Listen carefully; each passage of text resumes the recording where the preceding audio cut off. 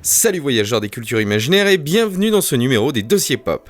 Avec l'arrivée de la nouvelle série Star Trek Discovery, on s'est dit qu'il était temps de vous donner quelques points de repère pour rentrer dans cette franchise qui a fêté ses 50 printemps l'année dernière. Qu'est-ce que Star Trek ? Avant toute chose, Star Trek est une série créée par Gene Roddenberry en 1966. La série parle d'une utopie futuriste où les hommes sont parvenus à transcender les problèmes raciaux, économiques et individualistes pour le plus grand bien du plus grand nombre, qu'on soit humain ou extraterrestre. La première série et toutes celles qui en découleront vous content l'histoire d'équipages d'explorateurs dont la seule mission serait de découvrir des mondes étranges et nouveaux afin d'établir des contacts avec des nouvelles civilisations. Star Trek est donc à la fois une série et un concept qui dans les années 60 réinvente le space opéra.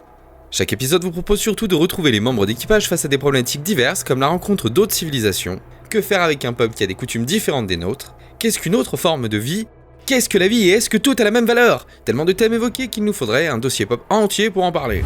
Chronologie et timeline. Du coup, je vous parlais de la série originale et des séries qui en ont découlé. Il faut savoir qu'il existe plusieurs timelines. Une timeline dite de production, c'est-à-dire l'ordre dans lequel les séries ont été produites, qui diffère forcément de la chronologie issue de la diégèse de Star Trek.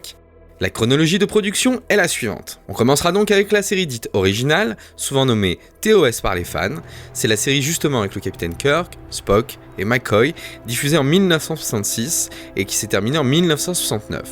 S'en suivront les sorties des films Star Trek 1 en 1979, Star Trek 2 en 82, Star Trek 3 en 84 et Star Trek 4 en 86. Arrive ensuite à la télé en 1987 la série Star Trek, la nouvelle génération, avec Patrick Stewart. Oui, c'est le vieux professeur Xavier dans X-Men là, voilà. Et là on reprend les films avec l'ancien équipage, à savoir Star Trek 5 en 88 et le 6e opus en 91. Arrive en 1993 la troisième série Star Trek, à savoir Star Trek Deep Space Nine, DS9 pour les intimes, avec un équipage contemporain de celui de la nouvelle génération. Et la série démarre un an avant la fin de la série Nouvelle Génération justement. En 1994, après la fin de la série TNG, la nouvelle génération se voit portée sur le grand écran avec Star Trek Génération. En 1995, c'est la série Star Trek Voyager qui voit le jour, toujours avec un équipage contemporain de ceux de la nouvelle génération et de DS9, et on continuera ensuite avec les films Star Trek 8 Premier Contact en 96, Star Trek Insurrection en 98. A partir de là, on refait un petit passage dans le petit écran avec la série Star Trek Enterprise avec Scott Bakula, qui est sorti en 2001, qui nous parle d'un équipage évoluant dans une époque se situant bien avant celle de l'ancienne génération, à savoir Kirk et Spock. On enchaînera pour terminer sur la série de films Star Trek Nemesis avec la nouvelle génération et les reboots de J.J. Abrams dès 2009, à savoir Star Trek Into Darkness et Star Trek Beyond en 2016. Et comme annoncé au début de la vidéo, Star Trek Discovery se téléportera cette année en 2017. Mais dans les faits, et vous commencez à le comprendre, ce bordel de sortie n'aide pas vraiment à comprendre tout l'univers, car la dernière série parle d'une ère antérieure à la série originale. Et c'est un problème pour qui voudrait suivre. Voici donc les sorties dans la timeline originale de la série, histoire de tout bien comprendre. Star Trek Enterprise, Star Trek Discovery, qui se placerait au dire de la production juste avant Star Trek The Original Series et The Animated Series. On continue donc avec Star Trek le film, de 1979, Star Trek 2 La colère de Khan, Star Trek 3 à la recherche de Spock, Star Trek 4 Retour sur Terre, Star Trek 5 L'ultime frontière, Star Trek 6 Terre inconnue, Star Trek La nouvelle génération, Star Trek Generation, Star Trek Deep Space Nine, Star Trek Voyager. On reviendra donc après au grand écran avec le film Star Trek Premier Contact, puis on reviendra sur les dernières saisons de Star Trek Voyager, pour finir après sur Star Trek Insurrection. Et après on a les trois films de J.J. Abrams, à savoir Star Trek Into Darkness et Star Trek Sans Limite. On a donc pour simplifier encore trois grandes époques. L'ère dite avant la série originale avec les séries Star Trek Enterprise et Discovery, l'ère de la série originale et l'ère de la nouvelle génération. Maintenant, pourquoi avoir placé les films qui sont censés rebooter l'univers à la fin de la chronologie ? Très bonne question qui demande une très bonne réponse. Parce qu'en fait, le reboot n'en est pas un réellement. J.J. Abrams ne s'est pas contenté de rebooter l'univers, il a créé une autre ligne temporelle dite Kelvin avec l'histoire initiale. En effet, le début de Star Trek 2009 commence à la fin de Star Trek Nemesis. Le comic Star Trek Compte à rebours, sorti en même temps que le reboot d'Abrams, explique que Nero, l'antagoniste du film de 2009, est parvenu à échapper au capitaine Picard en tombant dans une sorte de voyage temporel qui l'amena le jour de la naissance de Kirk. CQFD, le reboot est en fait une erreur temporelle qui a été d'ailleurs corrigée dans le MMORPG Star Trek Online. Du coup, il faut bien regarder ces 3 derniers films à la fin de tout l'univers Star Trek. Pour finir, je vous conseille néanmoins de regarder Enterprise un petit peu avant les films de J.J. Abrams. Pourquoi ? Parce que la saison 4 de cette série recèle d'easter eggs et il faut avoir un sérieux bagage pour tout comprendre, un petit peu comme Star Trek Beyond.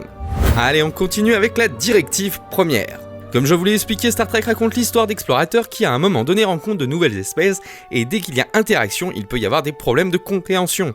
Selon cette directive, la Fédération des Planètes Unies n'est pas supposée interférer dans le développement des autres espèces de l'univers tant que celles-ci ne sont pas parvenues par leurs propres moyens à voyager plus rapidement que la lumière. Et même alors, la Fédération n'interviendra qu'à la demande expresse des peuples concernés. Oui, ça vient de Wikipédia. Mais bon, en gros, pour faire plus simple, les officiers de Starfleet ne doivent pas interférer avec une culture qui n'a pas atteint le même niveau technologique que la Fédération de peur de polluer son évolution technologique et culturelle. La directive première s'étend aussi à la politique interne des autres peuples. En effet, pour toute planète non fédérée, on ne peut interférer dans les affaires internes du peuple. Si une action va à l'encontre des règles de la Fédération, c'est la loi, la coutume ou la culture de la planète explorée qui prévaudra. Sachez aussi qu'il existe une directive première temporelle qui reprend les mêmes règles que la directive première, mais issue au voyage dans le temps. Et sachez aussi que cette prime directive, pierre angulaire de Starfleet et de la Fédération des Planètes Unies, est constamment bafouée par tous les officiers. Ah oui, il faut bien enrichir des scénarios par des conflits moraux. Fédération des Planètes Unies et Starfleet. En vous parlant de la directive première, j'ai employé les termes Fédération des Planètes Unies et Starfleet. Comme son nom l'indique, la Fédération des Planètes Unies, ou la FUP, est un organe politique regroupant plusieurs dizaines de planètes, telles que la Terre, Vulcain, Andoria et Tellar. Cette fédération a mis fin à la famine, aux guerres internes et au capitalisme dans de nombreux mondes. Mais tout paradis doit être protégé et c'est là qu'intervient Starfleet. À la base, cet organe était dédié à l'exploration spatiale, bien avant la naissance de la Fédération des Planètes Unies. Mais dans l'espace, toutes les espèces ne sont pas aussi pacifiques et curieuses que nous. Face à des peuples belliqueux, Starfleet s'est vu confier la défense de la Fédération, en plus de ses missions diplomatiques, d'exploration et de recherche scientifique. C'est pourquoi il y a un commandement militaire dans toutes les histoires et que tous les membres d'équipage sont en général des officiers. J'espère que ce dossier vous a plu et vous a donné envie de découvrir l'univers laissé en héritage par Jenny Roddenberry. Je ne vous conseillerais que de vous abonner, de lâcher un pouce bleu et de venir nous poser des questions dans les commentaires. N'oubliez pas qu'une petite chaîne Star Trek risque un jour de voir le jour, alors soyez attentifs ou cliquez directement ici. Je vous remercie. Allez, à plus!